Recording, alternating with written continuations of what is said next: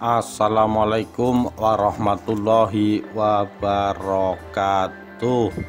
Rahayu Rahayu Sagung Dumadi. Gugurnya Adipati Pragola di ujung tombak Kanjeng Kyai Pleret. Ditulis oleh Ulul Rosyid September 2016.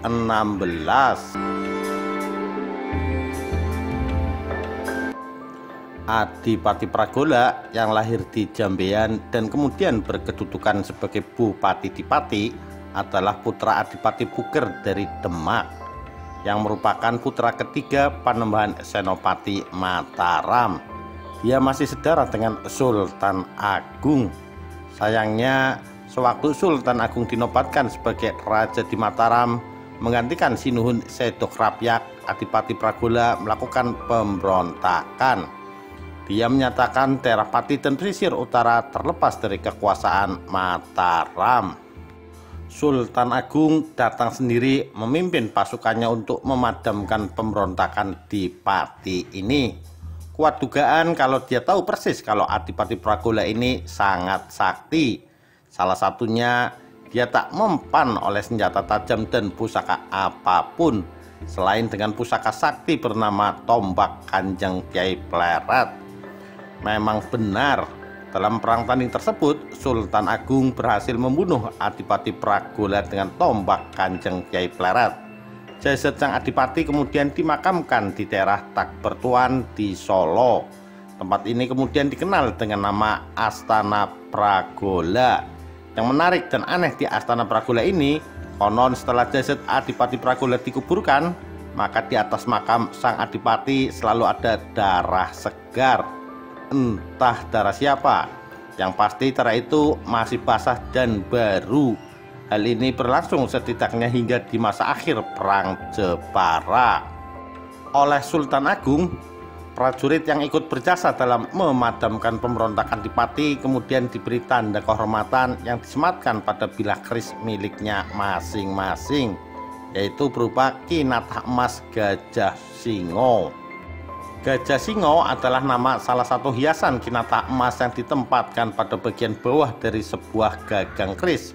Penempatannya antara bagian patung mini berbentuk gajah dan bagian singo dipisahkan oleh peksi keris. Permukaan yang tidak ditutup oleh badan gajah dan singa itu dihiasi ornamen hiasan lainnya. Bentuk gajah singo ini merupakan perlambang dari tahun sesuai Candra Sengkala. Gajah melambangkan angka 8, singo angka 5, curiga atau keris angka 5, dan tunggal melambangkan angka 1. Karena Candra Sengkala dibaca dari belakang, maka yang dimaksud adalah angka tahun 1558 menurut kalender Jawa. Walaupun penghargaan gajah singo diberikan pada zaman Sultan Agung, namun bukan berarti keris yang memakai kinatah gajah singo selalu buatan Mataram. Sementara itu, menurut kisahnya, asal mula tombak Kanjeng Kyai Pleret tercipta dari seorang mubalik bernama Syekh Maulana Mahribi yang berkelana di hutan, berhenti beristirahat di tepi sebuah danau kecil. Ketika itu seorang gadis bernama Rasa Wulan sedang mandi di situ. Syekh Maulana Mahribi lalu mengintipnya. Anehnya, tiba-tiba Rasa Wulan merasa dirinya hamil. Dia segera tahu kalau dirinya sedang diintip seseorang. Gadis itu marah sekali dan menghampiri sang Syekh, lalu menarik alat kelamin pria itu. Namun keajaiban terjadi ketika alat kelamin itu berada di tangan Rasa Wulan. Tiba-tiba berubah menjadi sebilah tombak. Tombak itulah yang kemudian diberi nama Tombak Kanjeng Kyai Pleret. Sementara itu, bayi yang dikandung Rasa Wulan kelak ketika lahir diberi nama Raden Kidang Telangkas di Tarub. Tombaknya kemudian menjadi tombak pusaka keturunan Kidang Telangkas yang turun-temurun sebagai berikut: Getas Pendowo, Ki Ageng Nis, Ki Ageng Pamanahan, Sutawijaya, Sunan Sedok Rapyak, Sultan Agung, Sunan Sedok Tegal Arum, Pangeran Puger atau Prabu Amangkurat Kartosuro Sri Sultan Hamengkubuwono I. Sri Sultan Hamengkubuwono I mendapatkan tombak ini ketika terjadi huru-hara geger pecinan di Kartosuro. Kanjeng Kyai Pleret dibawa abdi dalam Suronatan atau resimen tentara keraton oleh Pangeran Mangkubumi. Tombak itu diminta. Karena tak diberikan, maka terjadilah perebutan yang dimenangkan oleh Pangeran Mangkubumi. Setelah geger pecinan selesai, tombak itu dikembalikan ke keraton.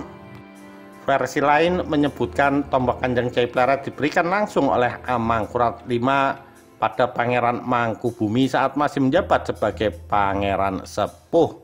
Sampai sekarang, tombak ini menjadi pusaka nomor 1 di Keraton Yogyakarta.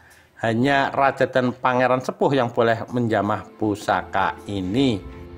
Pusaka ini hanya dikeluarkan pada upacara grebek Maulud tahun Dal. Saat jamasan, sesaji yang diberikan salah satu syarat pokoknya berupa kambing guling. Dalam babat, tombak ini pernah dipergunakan Sutawijaya untuk menjebol perut Arya Penangsang. Juga oleh Pangeran Puger digunakan untuk membunuh komandan pasukan VOC. Demikian kisah gugurnya Adipati Pragola di ujung tombak Kanjeng Kyai Pleret.